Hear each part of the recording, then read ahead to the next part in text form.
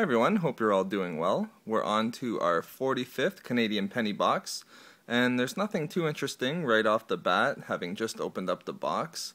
I did think that those clear plastic rolls might have been similar to the ones we had a couple of boxes ago, where they were 100% copper pennies, but after looking again and sorting through them, there's definitely some zincs and steels in there. So again, I'll go through these, and like always, I'll show you guys what I get. I'll see you soon.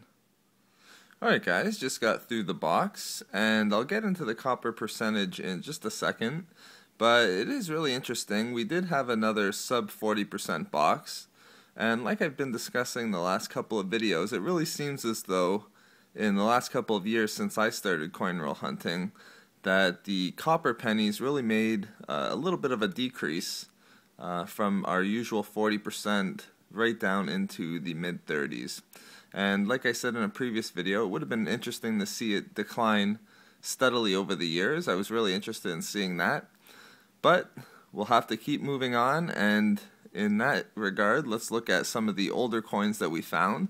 We had 5 King George VI pennies, and our first one on the left is a 1940. We also had a 1942, a 1950, a second from 1950, and then a 1952.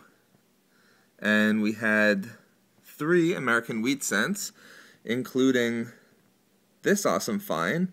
It is a 1910 American wheat cent, and that's the earliest coin that we've ever had. King George pennies or American wheat cents, and of course it's our earliest American wheat cent. We've never had a 1909, unfortunately, so I was really excited to find that.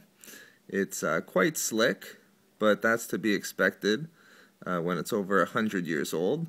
We had 2 more, a 1941 and then a 1946. And again, as always, here's our 7 1982 American cents as well. So yeah, great wheat cent there. And for our copper pennies, again, as I mentioned earlier, we had a sub 40% box.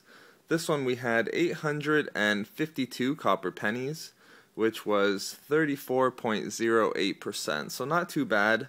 But again, as we've had with our last couple of boxes, slowly dropping from 40%, getting right in that 35% range.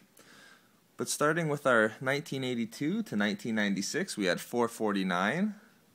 Here's our 1980 and 1981 Canadian copper pennies, and there were 75 of those. Here are the 1953 to 1979, which we had 235. And lastly, we did quite good on our pre-1982 American copper cents. There were 93 of those in total. So again, a little bit disappointing that we're not getting really high copper percentages on these last couple of boxes.